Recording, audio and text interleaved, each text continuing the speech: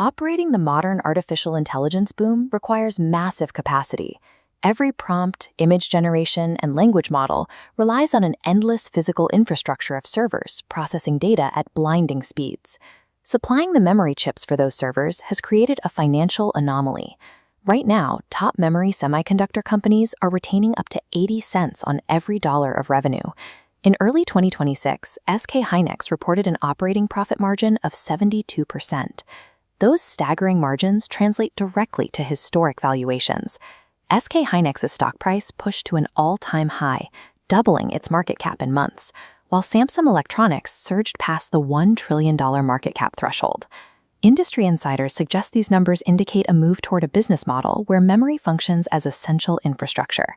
In this view, the sector is leaving behind its reputation as a volatile commodity market. But those analysts are deeply fractured on what happens next. The gap between the most optimistic and the most cautious forecasts has rarely been wider. This report from SK Securities lays out the extreme bull case. Based on projected 2026 operating profits of 262 trillion won, they upgraded their target price for SK Hynix to 3 million won. Then you have the bear case. SK Securities halted the hype, issuing a cautious hold rating and pinning their target at exactly 1.3 million won, less than half the bull projection. To navigate this divergence, we need to look past the fear of missing out. We have to decode the math driving both sides to see whether memory chips are entering a permanent growth state or if we are staring at the top of a hype bubble. Historically, the memory market was heavily volatile. It relied entirely on the boom and bust replacement cycles of smartphones, PCs, and consumer electronics. When consumers stopped buying devices, chip prices collapsed. AI created a physical bottleneck. This chart shows the memory wall, where computing power outpaces memory capacity. Giving AI systems more data to hold in short-term memory directly spikes GPU compute needs. Without enough high-speed memory, GPUs idle, driving up inference costs significantly. The hardware solution is high-bandwidth memory, specifically HBM3E. SK Hynix currently dominates this specific, high-margin category, capturing over 50% of the total market share. HBM effectively links memory profits to the multi-billion-dollar investment budgets of big tech.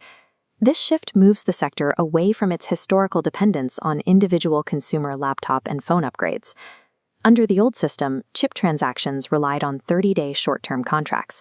That made revenue highly unpredictable and gave semiconductor stocks their rollercoaster reputation. Major tech clients are now desperate to secure hardware. To guarantee their supply, they are locking in 3 to 5 year long-term agreements, with some contracts stretching as far out as 2029. This guaranteed revenue stream prompts analysts to shift from conservative price-to-book metrics to forward PE models, which value the company based on its multi-year earnings projections. Even at its current all-time highs, SK Hynix sits at a 12-month forward PE multiple of just 5.2x. When you place that next to the Philadelphia Semiconductor Index median of 37x, it appears severely undervalued. Global credit agencies are validating this stability.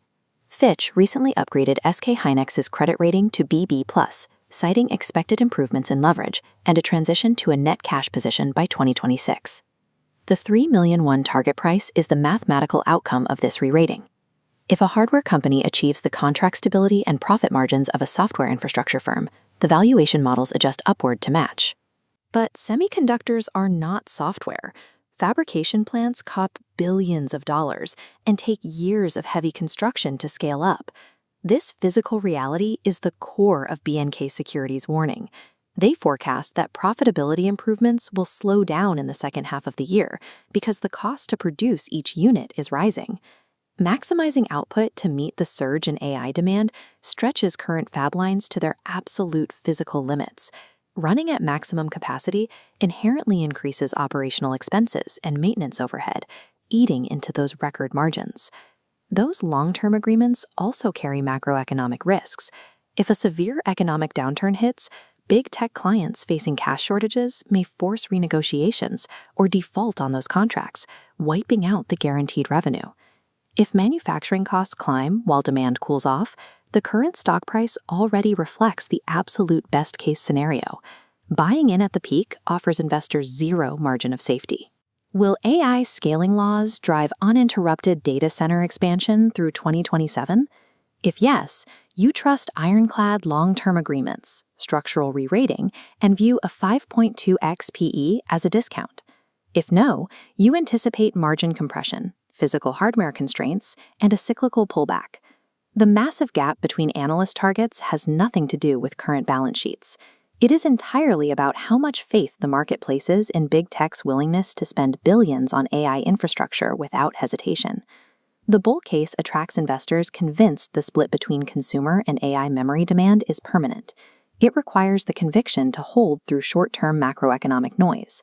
The bear case serves momentum traders and cautious investors who remember the painful, inevitable crashes that follow consumer electronics supercycles. The AI memory boom has altered the math for silicon valuation.